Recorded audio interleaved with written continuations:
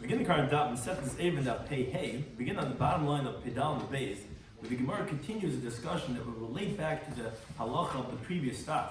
Abaya had given an interpretation, and he had proven his interpretation from a halacha of Shmuel regarding Gaga Samach l'Shus Rabim, that even though generally we go based on Tishmishi, Lezeh is Bekasha, and Lezeh Benachas, or give to the one Benachas, sometimes you won't go based on that criterion. If let's say you have two areas, one near the other one, then they'll demand that both of them have the rights of way when it's with a tet vachim. He proved this halacha from a teaching of Shmuel when you have a roof near a Rishus Rabim, that even though it's kasha on the Rishus Rabim and it's nachas on the people on the porch, still it's going to make it forbidden unless you have a sulam kavua. That was Abaye proved it in that teaching of Shmuel. That's why our Gemara is going to continue and it'll relate back to that teaching of Shmuel later on. Pishon is joining us for today's daf. Some of the things we discuss in today's daf are regarding a bar that's located between two chatzeros, and it's actually not even connected to any of the two chatzeros. It's actually in like this mother, in like a narrow alleyway, more than 4 tefachim away from each one of those domains. Shmuel will hold that you have to put up a reminder from each one when they're drawing the water to use the pit. And Rav will hold it's not necessary. The Gemara then searches for the source of Rav's opinion that one does not require any reminder, that there's no problem about drawing water from both of those chatzeros from the pit, and then discuss Shmuel's opinion, which depends on whether the use of ear space does not restrict the other neighbor. And then the daf is going to continue to say regarding which structures are considered proper places for the air to be stored. That's going to be the next Mishnah. Some of the key terms and concepts that we'll discuss in today's daf are a person cannot make it forbidden on another person through utility of ear space. Also the concept that we've seen before, at times, the sages were more stringent regarding rabbinical law than regarding biblical law. And finally, Rabbi Mechaber Ashir. The Rabbi used to honor the wealthy people. This has already started many years ago, they didn't just start recently. And the reason why that is because their tzedakah supports the world. We begin the current daf.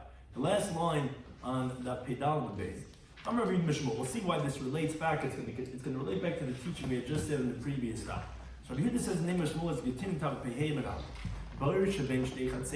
If there's a pit between two different courtyards that are separate one from the other, and that's what's separating between these two houses is like a small little alleyway, that there's no dwellers in that alleyway, and the pit is in that separated area, and the mufleges mikoisel zarba, the pit is distant from this wall 4 tefachim, mikoisel zarba, and it's also distant from the other wall 4 tefachim.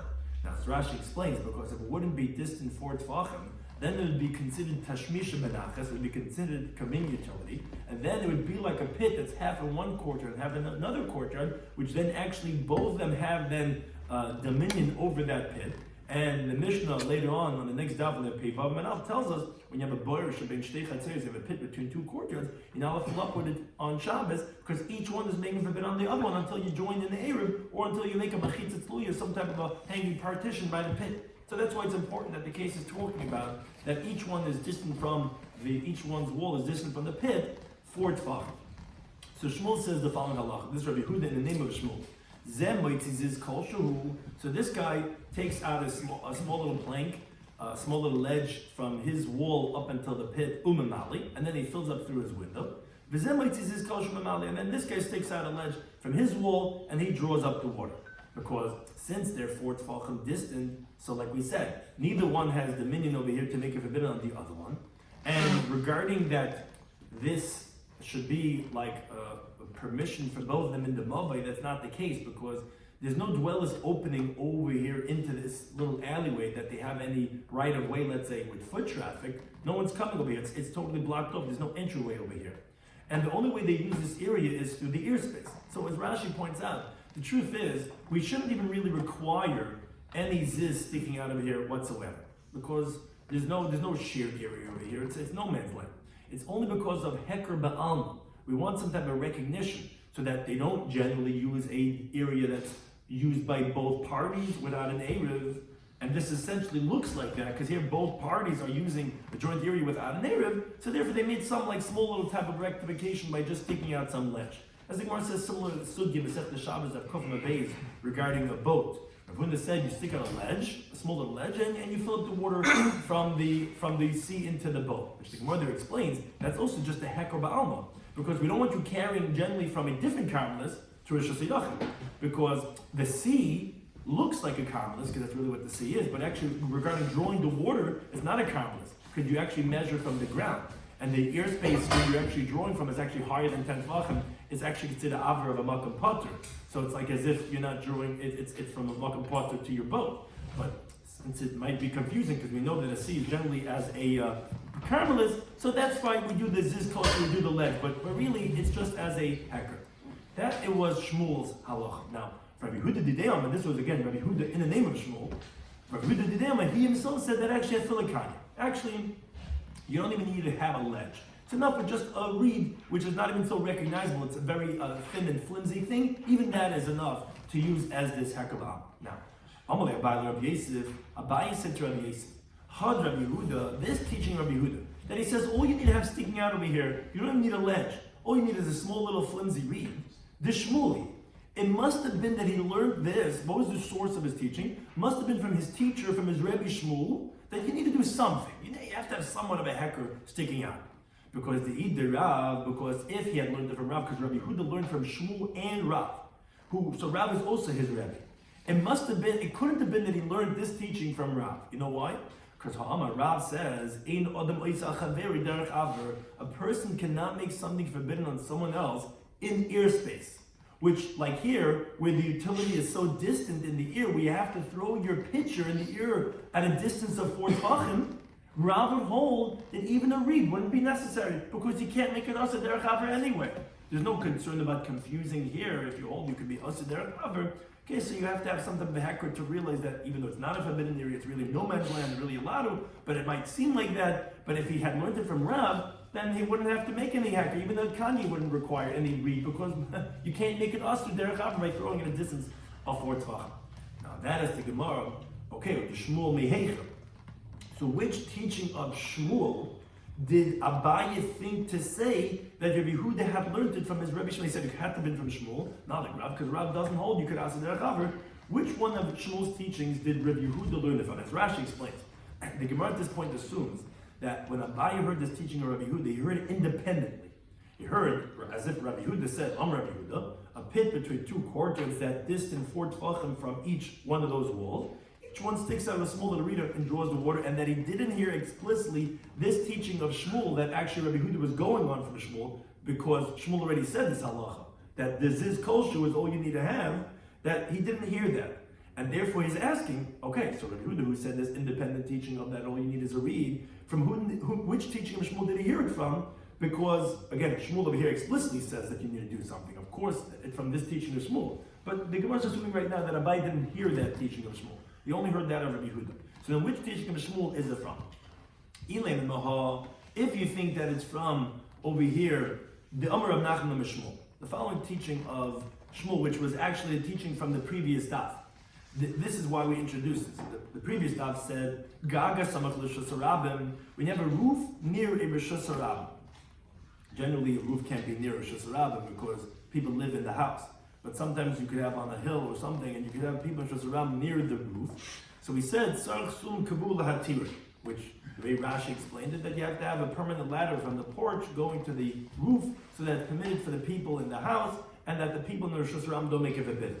But it sounds like if they didn't have a ladder, then the people in the street would make it forbidden on the people in the house. How? Must be derech haver, must be through the airspace, because this roof is not fit for utility for the people in the street unless they're throwing something up over there. And as Rashi explains why, because generally in the street, there's some types of those poles that they make that separate from the people in the street, that they're not near the house, because those are going to damage the house. So you have some type of what are those things called, those yellow poles or whatever, I don't know if there's a name for it, whatever, those things that come out, those bumpers, that you shouldn't go ahead and get near that. What? Bollards. Bollards?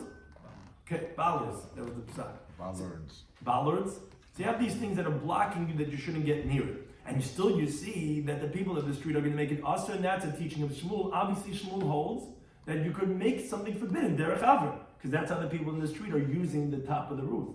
How they're using it must be at a distance of 4 tvachim. And still you see, if you didn't have a ladder in the house, the people in the street would make it forbidden. When you make a ladder, it makes it that showing that we're part of the house, that the roof is being used by the house, not by the people in the street. But if you didn't, people in the street make it forbidden. Obviously, derech avra, and that's the source that Rabbi Huda, the student, was hearing from his Rabbi Shmuel, that you could make something forbidden derech avra. Rabbi Shmuel rejects this, as we had said this interpretation in the previous daf. Dilma kederach papa. And this is why we rejected Abaye's proof from this teaching of Shmuel also. Maybe it's like Rav Papa that actually, no, the people of the street use it in the regular way when putting their scarves and their hats on the roof, and they're not throwing it through the ear space. Something that's a heavy item, you would have to throw it through the ear space. But something as light as a scarf or a hat, you could just put it, you could go get on your tippy toes and put it on the roof, and therefore that's not a raya that you see any derech avra there. So the Gemara says, okay, el mahal. Rather, actually, says the Gemara, no. Abaya heard that the teaching of Rabbi Yehuda was on this teaching of Shmuel that we started today's daf with. But what Abaye was saying was, and this that Rabbi Yehuda requires a kanya, requires at least a reed. He had learned it from Shmuel's teaching that you need to do somewhat of a ticket. And he's coming to tell us that his teacher Shmuel didn't precisely mean specifically a ledge. Because since Shmuel didn't require a ledge that's 4 tvachim, all he said was to do a ledge. Oh, so it's from this teaching that we start off the daf. Shmuel had said, Zem his kol shumamali. All this person has to do is take out some ledge, whatever how small it is, and he can fill up the water. V'zem his kol shumamali. And this guy could stick out a ledge, however small it is, and fill up the water. Oh, but one thing you see from Shmuel is time of the apik is because the reason why you could use your pitcher is because at least there's something sticking out, somewhat of a ledge. But there's nothing sticking out. And I'm reading that when we would say, that a person actually can make it forbidden on this rent, even by the ear space. We're here, everyone's using the ear space of 4 tvachim to draw the water. So that's really who to learn out. That's not specifically as is, it's even going to be a kanya. Even the reed, because he doesn't require a certain dimension for the ledge. That was what the Abaye was saying where Rabbi Yehuda learned from Shmuel. Now, once we said this teaching of Yehuda Shmuel, and we said that he must have learned it from Yehuda, from Shmuel, not from Rav, says Gemara the Rav Mehecha. Where do we know Rav that he says that a person does not make it forbidden on someone else through the ear space? Where do we know that from? So it says the Gemara, Ilay Mimaha, everything is from something we learned on the previous daf also. We had learned, Shtei Gezuz Terois, Zula Malam Mizum. We said that if you have 2 porches, one higher than the other one, and we said that the partitions, which is this leniency we have regarding on top of water, as long as the walls are 10 tvachim high, could be above the porch or beneath the porch. We said both of the porches are going to be forbidden to use this mechitza until they make an ape together, because they're considered as one. Now, regarding that halacha that we mentioned in the previous stuff, which we'll see on a later daf, Rav had qualified this teaching. He says, we only learned this if they're near each other, which means to say that the upper one is not drawn away by the length of the wall more than the area of 4 tvachim. Now, although it's higher than it by 10 tvachim, Rav goes according to his reasoning that he says, Lezeb is shulshul, that they all have to do is that they have to lower it down. Lezeb is weekend, that what they have to do, they have to throw it. Still, they're going to be forbidden because utility of lowering down and throwing, according to Rav, is considered all the same thing, in contrast to Shmuel. Shmuel said that shulshul is easier than throwing. Rav held it's the same thing.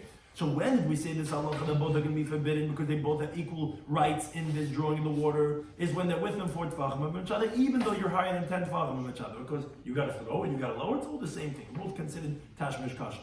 And this is the point we're trying to bring from this teaching of Rav. But if let's say they're at a distance of 4 tvachim or more, since the lower one can only use over here at a distance of 4 tvachim, which is avir, which is ear space, which is not considered utility. Now, the truth is, this is still zrika and this is still shulshul.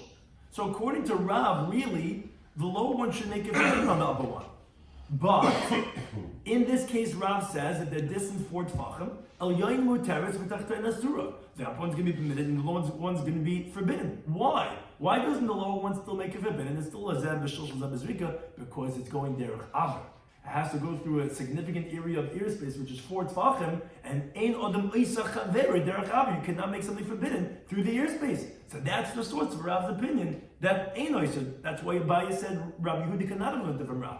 He had 2 Rebbeim, Shmuel and Rav. Shmuel, we proved in the previous halacha that he holds that a person can be Eisal Chaver Derech Aver, which was this original teaching over here that we had started off that we said, obviously, why do you have to have this ledge? Because, or else, if it was somewhat of a joint area, they would make it forbidden, could be good Asa Derech Chaver, that's after this, and he says Kanya. And he cannot have learned it from his other Rebbe Rav, because Rav clearly says that a person is not Eisal Chaver Derech Aver. So in the case that we started off, we keep teaching over Rabbi Yehuda and Shmuel, Rav wouldn't require a ledge or a reed because you can't make it forbidden when you're at a distance of 4 tzvachim. You can't ask it al chaver derech aver. Which the Gemara rejects the raya and says no. Del mashani hacha. Maybe here in this case is different. Why? The kivin de lazeb is rika vishulshul. This guy, this lower porch, he requires really 3 things. You got to throw it airspace, what's called derech aver, which is the airspace of 4 tzvachim. You also got to do zrika of a goiva. You got to throw it up higher, and then it's got to lower down. So you're doing zrika, aver, zrika, goiva, and shulshul. Well, the zeb is shulshul today. This guy in the upper porch, all he has to do is lower it down, which is to lower down the pitcher to the sea. Then kill a zeb, zrika, a zeb, pesach dummy. So this is really the equivalent of when for one guy it's what's called the pesach, which is called convenient. And for one guy it's that he's got to throw, that's going to be that we're going to give it to the guy, the upper one, because it's such a contrast. But regarding the case of the pit, where both of them are equal distance of 4 tzvachim, maybe I would tell you that Rav actually would hold that it would be aser, because you could be Eisal Chaver Derech Aver. The reason we're here is not because you can't aser Derech Aver. Maybe really you could, but just he has so many things working against him, and he has such a convenience. It's Lazeba Pesach, Lazeba Zrika, and maybe that's where Rav says he's not going to aser. But maybe in the case that we started off the daf with, which that pit in that narrow alleyway where both are the same distance, maybe Rav would hold actually you could be Eisal Derech Aver. So there's no right. Say El Mahal, Rav, this is the Gemara. I'll prove from over here that Rav holds that you cannot make something forbidden in the airspace. The Amr of Nachman of Rabbi Babu Amar Rav. Rav says the following teaching: Shnei Batim, 2 houses, v'shalosh churvas beinei, and you have 3 ruins between them, which basically the walls of all the ruins are breached one into the other, and there's no one who lives in this development over here in the ghetto. These houses are still standing, and the typhoon smashed in the Philippines, and all these houses are not here anymore. There's no one living over here. There's no owners.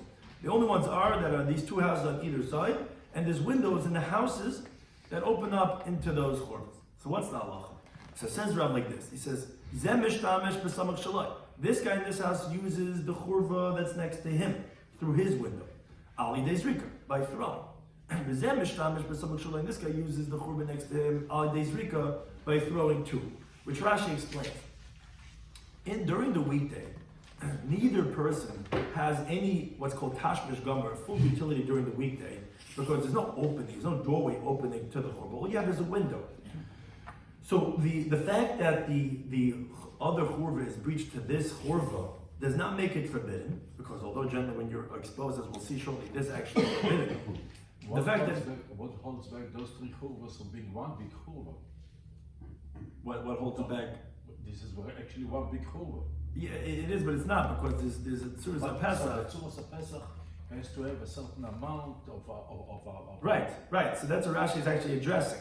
There is a pirza. It is usually parts of the makam asr usually make something forbidden. The article over here is showing one that has not tzuras Pesach. Interesting. So I'm wondering what really makes it other than being one big churva. Yeah, if you had it like that picture, I find it hard to understand, because what makes it into a separate churva, maybe because when they have a gedudiyos, you have these little stuff on the bottom, it still makes it its own. Have a certain measurement of what could. So Rashi tells us. Rashi says the reason Rashi actually comes to answer your question. He says the reason why parts of the makam asr is not a problem is because there's no real utility. It's not like if someone really lived over here and you'd be parts of the makam asr, that would be forbidden. Here we're just talking about that they only use it through the airspace anyway, so the fact that it's parts of the makam asr is not going to make this in utility forbidden. Now, so therefore this guy could use this place. Now, he can't use the far places through his window, only through throw. Here maybe he could drop it down, but here he's got to throw.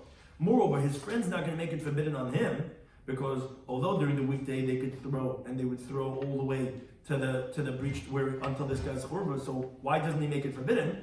This is Rav teaching that his friend's not going to make it forbidden through derech aver, because the only utility they have is by using the airspace, is by throwing. No one's walking around over here they don't have any opening anyway. So this is the source of Rav's teaching that he could use the churba next to him, he could use next to him, and this guy, let's say number one, is not making forbidden on this guy number two because he's got to throw it. Now, but the one near his friend, let's say he can't use, even by throwing, because since his friend has a convenient utility where he could just lower it down by his window, we say it's considered zeh b'noyach v'zeh b'kasha, and therefore the fact that he can throw it is not going to make it forbidden. Now, but as we continue to the base, then tzli asa. The middle churva is going to be forbidden, which the Gemara later on is going to explain the reasoning. I mean, don't you say that you can't make it asa derech aver? So why would the middle one be forbidden? So in that, the Gemara is going to tell us that actually it's made it's made like a segel. And actually both houses are near that middle one. Now, although you could ask and say, wait a second, that the pit that we had starting off the daf is also similar to the middle one, because the two houses are near the airspace of that alleyway. And if you're going to say that there's a gap of 4 tefachim between every one of those walls, here also there's the whole gap of the middle churva, which we're going to shortly explain is like this case over here. And even so, you're saying that it's forbidden for both of them, even though it's wide many amas, and so the airspace of the Mavi also should make it forbidden one. And that Rashi says no, it's not similar to the case of the boy that we started off the daf with, because regarding the ruin, there they do many things with this churva, whether right near it, very close, or at a distance. So therefore, it's going to be usher, because both of them are like really using it b'shilshul. But over here, by the case of the bar, where the only way you could use it is by drawing the water, that's the only thing they use it for, and that's only by a distance of 4 tefachim, so therefore that's going to be permitted. But that's Rashi's. The two churvas are owned by the people. No, they don't own the churvas. Well, Rashi says. Yeah, he said. Yeah, what's his lashon again? But the Tosfos disagrees with Rashi. Says that each churva is owned by the house adjacent to it. Right. So Rashi doesn't. Taisus discuss it. Where does Rashi say that they own it? Right. Right. Balam. That means to say that the only people that are there, it doesn't mean that they're owners of it. Only people that are homeowners are these people. It means to say there's no one living over here. Right. There's nobody living in any of them. Right, but not necessarily that they own it. But the one on the left owns the property on the left. It doesn't necessarily say that in Rashi that they own it. It says that there's only Balam, the only people that are homeowners are these people who live over here. If there would be owners over here that would make it forbidden, would be the people in the churva. So essentially like this. So one thing is that we prove that Rav holds that you can't oisach haver derech haver, because if you could, then every churva should be forbidden, because the guys on the other extreme should make it forbidden on this one. Obviously, not oisach haver derech haver. But then the Gemara has a difficulty with this. Yosef Rav Brunner b'kamal Shmaiti says, Amalei Rabbi Eliezer. So when Rav Brunner said this teaching of Rav, Rabbi Eliezer said to him, Rabbi Rav, yeshiva student, Amar Rav, did Rav really say this? Did Rabbi Eliezer thought, from the fact that Rav said that the middle one is going to be forbidden, even though you have the airspace of a churva between every one of the houses till you get to the middle one, and still you're saying it's usher, obviously a person can make it asach haber derech haver, Rav holds. But the problem is, the whole reason, so that the ones nearby, why are you saying it's permitted to the house that's close by? But that's because it's difficult for the guy in the other extreme, but he should ask for derech haver too. So why is it then mutter the ones nearby? So Amalei says, yes. So this is what Rav said. So he says, show me where he's staying. So Amalei showed him. Also coming Rabbi came from the Rav. Amalei, did the master really say this? Amalei, and he said yes. Amalei said to him, but the master said, you said that when one has to lower it, one has to throw it. Shnei Masrim, they're both going to be forbidden. So obviously we see that even though lowering down is more convenient than throwing, since for one of them it's not literally like Kepesach, we don't permit for either one of them. So here also, if you're telling me that this is not Kepesach, because you have to lower it not for either one, so although it's more convenient, but this one is shulshul, this one has to throw it, so why is it permitted, should make it forbidden? You're saying this one's forbidden. Why? Because obviously you could usher derech haver. So then why is it permitted for this one next to him and this one next to him? He's got to throw it, who cares? L'zev zrika, zev shulshul should make it forbidden. He's going derech haver, but you tell me derech haver makes it forbidden. So Amalei said to him, no, Misar, do you think the kind of kashura, do you think that the way is the case that we think up until now that the three churbas are made in a row, one after the other one, that the outer churba is interrupting between the house and the middle one, that you're going to entertain to say, oh, if I'm saying the middle one's forbidden, obviously because each one is making forbidden on the other one, derech haver, and therefore you're asking, so then the ones nearby should also be usher from the other one who's because it doesn't make a difference that you're b'shul shul b'zrika. Rav holds shul shul b'zrika the same thing? No, lie. The kind of kechatsuva, as the Gemara brings a picture, it's made like a segel. You have the three houses near each other, where the middle one is opposite the other two, like the three legs of a tripod. So therefore, the ones that are nearby are permitted because yes, the truth is, so he's the only way he can get to this churba is the guy on the other side to throw it. He gets to use it even b'shilshul. So that although generally that makes it forbidden, but not when you have to go through an ear space of 4 tzvachim. So therefore he's permitted, and he's permitted in this one. Now, but although that Rashi addressed again the same question that you brought up before, these two are breached to this middle one, and this middle one is forbidden to both, so then they should make each one of these forbidden too. And that's as Rashi says, the rabbis were not so stringent in a place again that you don't have a regular utility. It's not like a house. It's just that it's a place that you use through the ear space. The fact that it's parts of Makam Asla, there they didn't make that issur. But one thing is, so now we understand all three cases, because this is something that for both of them they use the same way, so therefore it's going to be forbidden. That's what we mean the middle one. And these two are derech aver, and therefore each one's going to be the one that's next to his. Now, going back to Amid Aleph. Amalei Rav Papa l'Rav. He says, Leimer Shmuel, let's say Shmuel, who we had started the conversation regarding that we said that Rabbi Huda was like Shmuel. So Shmuel, who said that a person can make it forbidden on his friend through the ear space, and that's why he requires a ledge, even though everyone's using this pit of water at a distance of 4 tzvachim, obviously he holds that generally you could make it forbidden through the ear space. Let's say he's less like Rav Dimi, he does not hold a Rav Dimi. Why? He said the following teaching. He says, if you have an area that's not 4 tzvachim squared, so the people in the street and the people in the house are allowed to shoulder their burdens on the same thing. This is where the private domain ends, and this is right next to each other. They're allowed to shoulder their burdens on this, put their loads on that thing. As long as they don't use it as an exchange point to change it from one to take from Rishus Yachid to Rishus Ram and so on. Now, Rashi explains the lumdus over here. Since a place that doesn't have 4 tzvachim, it doesn't have a requisite shiur. When you put it down on that pole, it's like you didn't put it down. It's not putting it down. There's nothing there. So it's like aver ba'alm. It's like ear space. And Rav Dimi is saying that you're allowed to do it without any tikkun, but Shmuel would require putting out his ziz because he holds you could oiser al chaver derech aver. So seemingly Shmuel is not like this teaching of Rav Dimi because this is, so to speak, derech aver, and Shmuel should require an adjustment over here because you can ask chaver derech aver. Rav Dimi doesn't. So seemingly Shmuel's not like Rav Dimi. That says the Gemara. No, it's not true. Hasam over there by the Makam Tur, by this case, Rishuy is deraisa. Here where it's between the biblical domains. Rishus Ram, Rishus Yachid, biblically are considered different areas. So that's what we say that, oh, you're allowed to do it without any ticket. Hachol, in the case of Churbis, our Rishuy is derabbanan.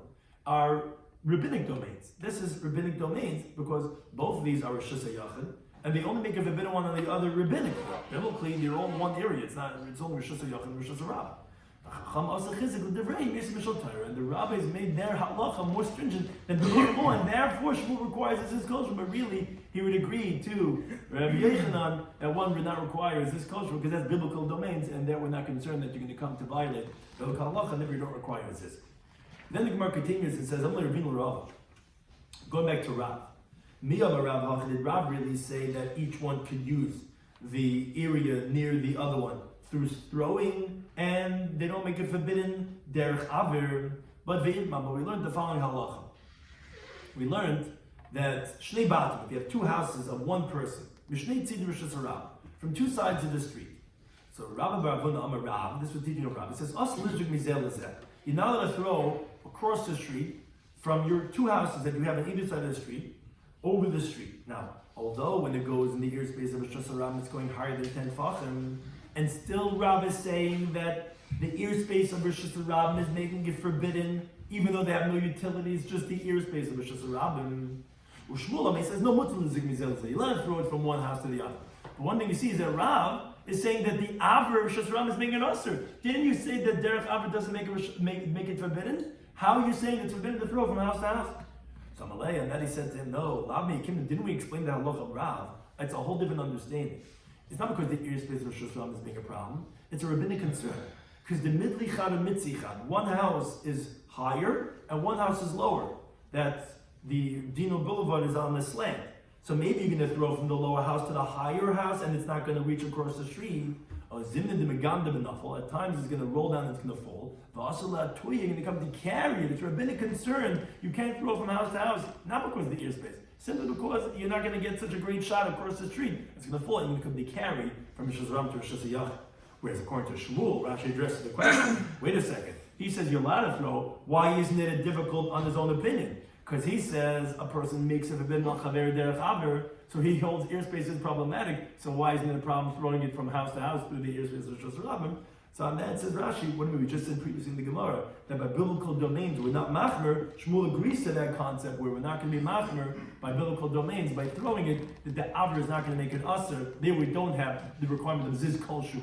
He only requires ziz kol shu by rabbinic domains, but by biblical domains he's not stringent. Now we continue the halacha in the next Mishnah, continuing on the place of the Eruv.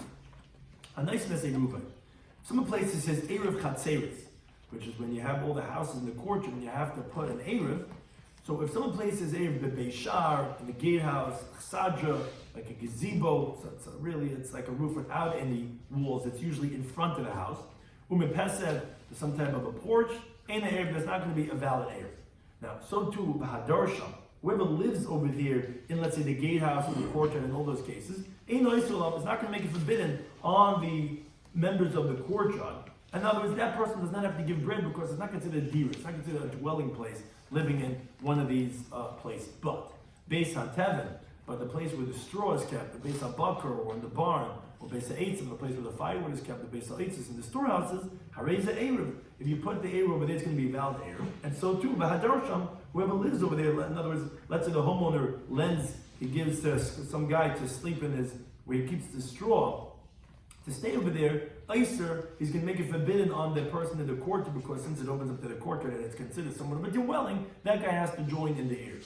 Now, Rabbi Yehuda Omer, he says, Im yeshem tfisis yad shabbal habayis, if the homeowner has space in where this guy is staying, where he keeps his weapons, he keeps his tools over there in that barn, let's say, where this guy is staying, then then that guy who's staying over there in the barn is not going to make it forbidden on the person in the chutzner because the whole area of the chutzner is the homeowners, because it's like as if he's sleeping, it's like he's staying over there with that guy who's staying in his barn because he has his tools over there in that room where that guy is staying. Now, the Gemara says, Rabbi Yehuda, Rabbi Shmuel Bashilas. He says a following rule, as was basically implicit in our Mishnah, as the Gemara is going to ask. Wherever they said if someone lives in that place, it's not considered a real dwelling, so he's not going to make it forbidden on the other members of the chutzner by not joining the Eruv. If you put an Eruv in that place, ain't an Eruv. It's not going to be a valid Eruv. Again, it's the same thing. It's not considered as a makam dira. So the guy who's living over there is not going to make it us. So you can't put your Eruv over there. There's one exception by the gatehouse of a chutzner of an individual, where that Beis Shar, if you put over there, it's going to be a valid Eruv. Like Rashi says, the Mishnah said a Beis Shar is not a valid Eruv. That's a Beis Shar of a chutzner of a rabbin. When many people live in the chutzner, then the Beis Shar is not going to work. But for some reason, by the Beis Shar of a yachid, if you put your Eruv over there, it's going to work. Now, another rule he says, any place where the sages said you cannot put your Eruv, which were all those cases we said, the Beis Shar, Nafsadra, and Mepesed, but you could put the sheet of Mavais, which is the larger area of all the courtyards in the alleyway, then you could put it there, except for the airspace in the Mavai. As Rashi explains, Eruv is because of dira, of dwelling. When you're joining all the batei dira, all the places where people sleep and live, as if they're all sleeping in one house. So therefore, if it's not fit for dwelling, you wouldn't be able to put the Eruv over there to make it as if everyone's living over there, because it has to be in a makam dira. But shitub is not because of dira, because there's nothing. We're not joining the houses here. We're joining the courtyard. So you don't need to have a makam dira. You only have to have a protected place, which would include even a courtyard. For sure, all the other cases of a porch or a gazebo and stuff like that. But the airspace of a mavli is not going to protect the place. That wouldn't work even for shitubim of life. Now, so the Gemara says, Micah Mashmalon.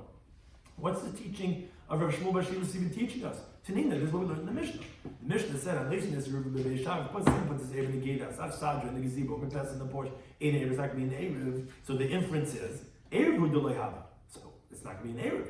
Hashit of Hava, but it's going to be Shituf from Avayis. So you see that we know that it's only not going to work by Erev, but it's going to work by Shituf and Mavais. And that says the Gemara, no, Beishar the Yachid. It's regarding the Diyukim, the Bechutz, the exceptions to the rules that Rab Shmuel Bar Shila is coming to teach us.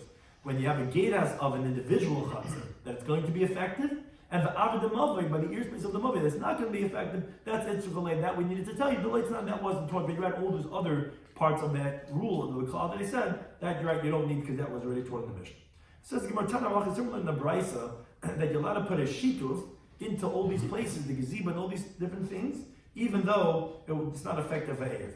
The Braisa says, unless it's Eruvin Daf. Some puts his Erev in the gatehouse, a chsadra, a gazebo, a pesach, a porch, a b'chatzar, and a courtyard, a b'mavi, and in the alleyway, harei ze'er is going to be Erev. Says the Gemara, wait a second, but it's not, we learned in the Mishnah, ain't ze'er. It's not a valid Erev. Says the Gemara, you're right, say harei ze'shituf, it means it's going to be a valid shituf mavayis. But the problem is, says the Gemara, b'shituf b'mavi l'minter. But even for a shituf mavayis, in the alleyway itself, it's not protected with this. How is that going to be a valid even shituf mavayis? Amos says the Gemara, no b'chatzar sheb'mavi. When it says b'chatzar b'mavi, it's not two different cases. It's in the courtyard that's in the mavi. That's, we're telling you, that's like we said before, that you could even put the sheet of mavais over there. Now, related to this, the Gemara brings the following teaching. I remember reading Mishmol. It says, B'nei Chabur Shrei Mesubin. If the Chabur was sitting around, they were doing a Toya Meha, kumzitzing around the pool, Erev Shabbos, V'kiddush Alein Hayoyim. And then it suddenly becomes Shabbos. So the problem is, but everyone has their stuff, and they didn't make an Eruvin Daf, they didn't make a Shituf Mavais. So that's the Shmuel, Pasha ala Shulchan Semchen alei Mishoneir. The bread that's on the table, you can rely on it, and that's the air, that everyone's joined together over here, as if we all live over here in this house. Remember, let someone say, it helps as Mishum Shituf, as Shituf Mavais. Which I'm a rabbi, says, not disagreeing, it depends. Kan b'Mishum Mavais. One is the summer, is the winter time, that everyone's inside by the fireplace, and they were sitting in the house, so then the bread on the table is going to work as an Erev. Like we said, the Erev has to be in the house. Other one was in the summertime, they're sitting outside in the backyard, by the pool, and they're chilling. That was, now it wasn't in the house, it was in the courtyard. So because of that, that's going to work as a sheet of mabais, because we said the Erev has to be in a Mokum Dira. The sheet could even be in a non-Mokum Dira. Now, by the Rabbah, by Sister Rabbah, Tanim say Allah, because the Braisa supports you that depending where it is, it's going to either work as the Erev Chatzeris or the sheet of mabais. Because the Braisa says, Eruv Chatzeris is B'chatzah. The air for the chatzeris you put in the courtyard. The shatu from mavais and the sheet of all the larger area of all the mavais of the mavi, all the chatzeris, the mavi you can put in the alleyway. Now, but we asked him this brisa, it doesn't make sense. The ruben chatzeris b'chatzah, how are you going to put the air chatzeris in the courtyard? But now we know in Mishnah that says unless this ruben b'beishar, you put the air in the gatehouse, which is in the courtyard, which is at least somewhat used, or chsadra or gazebo on the pesach of the board. Ain't air not an air for sure. The chatzah itself is not going to be effective. And now we said even though ruben chatzeris, what does it mean? In the chatzah means bebayish b'chatzah. It means in the house in the courtyard, which of course, and then Rashi says, coming to exclude if you put in the house in a different courtyard. It's not going to be effective, it has to be in the house in this courtyard. And shatuv mavais, what does that mean? It doesn't mean in the mavi. It means b'chatzah sheb'mavi. It means in the courtyard in that mavi. Which again is coming to exclude a courtyard that's not open to that mavi. It has to be a courtyard open to the mavi. Again, that supports what he had said that the Erev Chatzeris has to be in the Mokum Dira, and the shatuv mavais could even be in the Chatzeris, it just can't be the Mavi itself because it's not protected with it. Now, we said in the Mishnah that Rabbi Yehuda, he says, regarding all these places, the Beis HaTevin and so on and so forth, that we said that then the other person who's there is going to make it forbidden because it is somewhat of a dwelling place.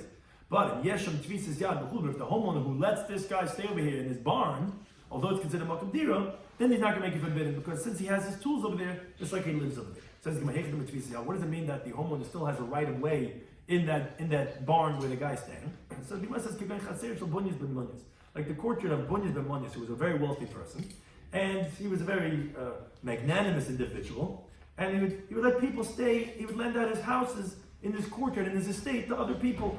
Now, but he had all his stuff, he's got all his wardrobe and all his tools, and they got all over his estate. Since he was very wealthy, he kept it all over. That is considered, he has to be sisyat because his stuff was all over his houses. Although people are staying in the houses, they don't make it forbidden him. It's like as if he's living over there because if somebody knocked on the guy's door, they say, hey, I'm sorry, I need my suit for my leather shoes, it's raining. So therefore, no one in the chutzah can make it forbidden on him. They don't have to join. Now the Gemara parenthetically says, also Kamei the Rebbe. This Bunyas ben Nun is a very wealthy individual, came in front of the Rebbe, Amalahu says, the Rebbe says to everyone around, Panamalka mach platz, clear the way, a significant area, leben mei mana, for the guy who's worth 100 mana. Now see how the Rebbe is in Mashtayt Gel. The Rebbe Gezul, This guy is worth 100 money, make place for him. Now, us in the Shachrin, but another person came, Amalahu, the mic went off, so they didn't like it when they said that. Says us, so then another person came, said the battery's red already, they're seeing red. Us in the Shachrin, another person came along, Amalahu, he said to them, as he continued the top of Pevam Ben Aleph, Panu Malkum Leben Masayim.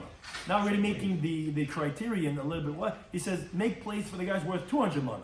Meaning, this guy's already a higher tier. You know, it's further up on the dais.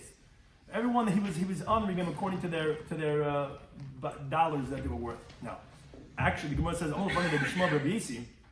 So Shmuel Rabbi Yisi said to Rebbe, says Rebbe, Aviv Shalzeh, this guy's father, you know this bunyas? Yesh lo elef svinas bayam. He's got 1,000 ships at sea. Ukenegdan in Karli today, he's got elef ayoras bayabash. He's got 1,000 cities on dry land. What do you got? You honoring this guy for money? You know how much this guy's worth? He's worth triple of this guy. So Amalai, listen what Rebbe said. He says, so this guy's father has money? When you get to his father, Amalai, tell him, don't send your son with such an outfit, with such clothing. Doesn't look so wealthy. Guy's dressed down. He didn't recognize him. He says, Mekim to the Rebbe, you come dressed nicely, so I know how much you're worth.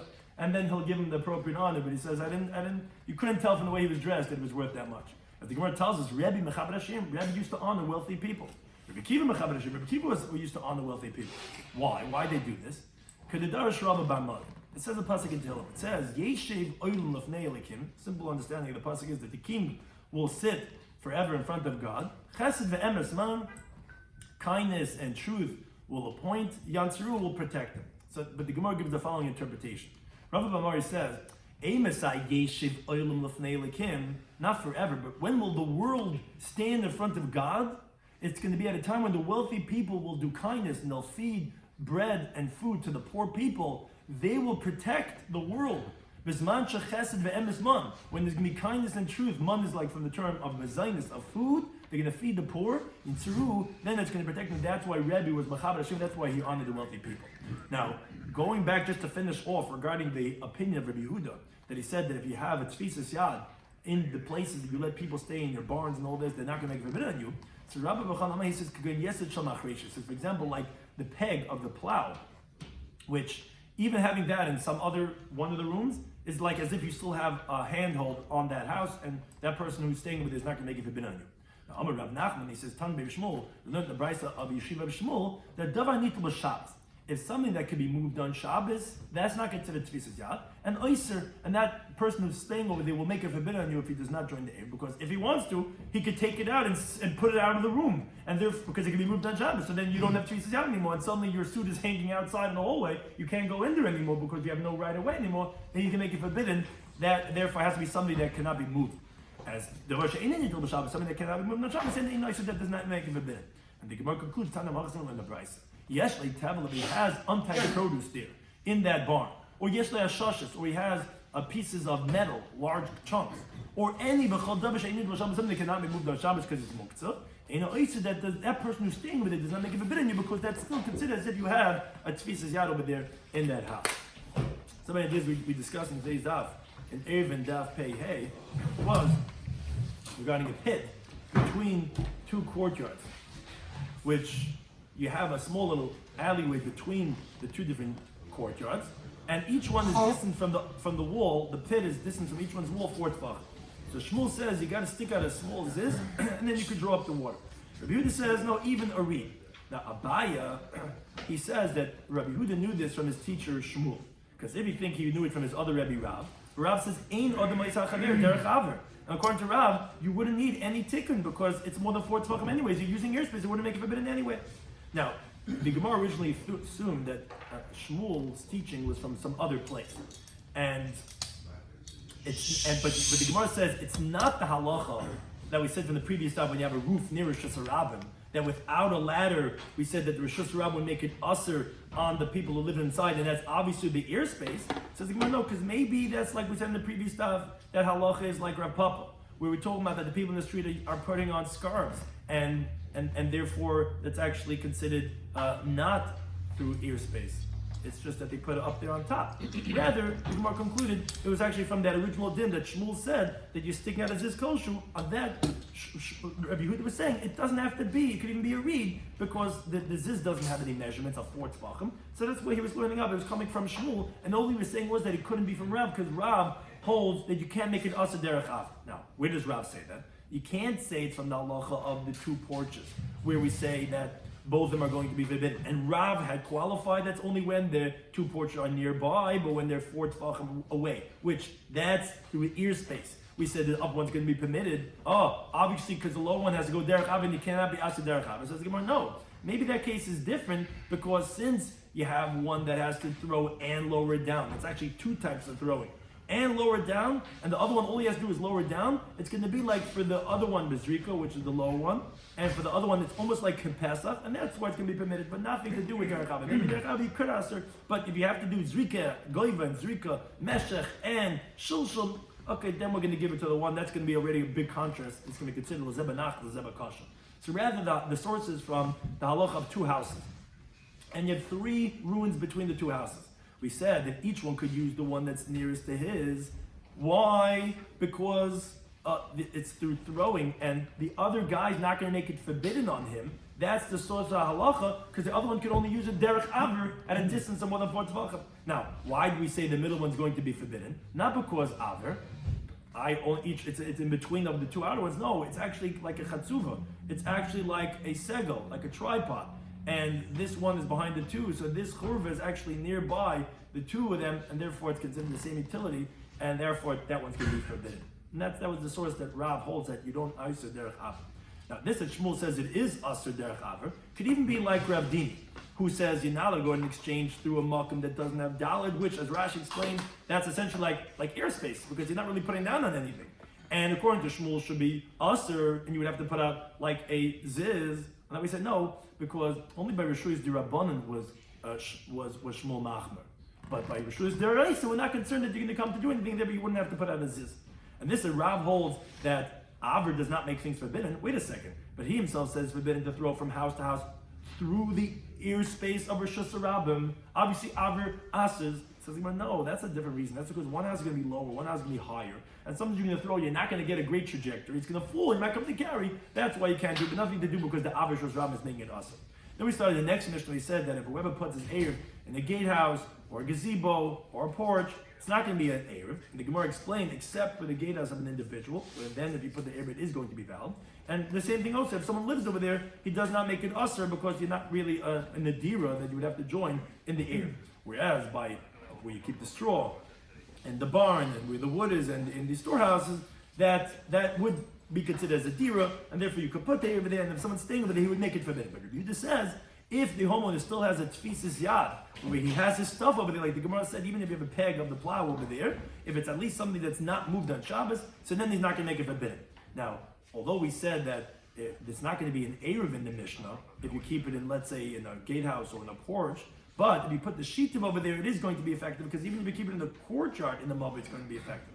The only time it's not going to work is in the ear space of the Mabit, because, as Rashi said, it's Ein Mishkamer, it's not protected over there, that's where it's not going to work, but in those places it's going to be effective. And the Gemara concluded that Rabbi honored the wealthy people. Again, the reason for was because he supported the world by feeding the poor, and therefore Rabbi Akiva honored the wealthy people. Thank you to Anytime for hosting.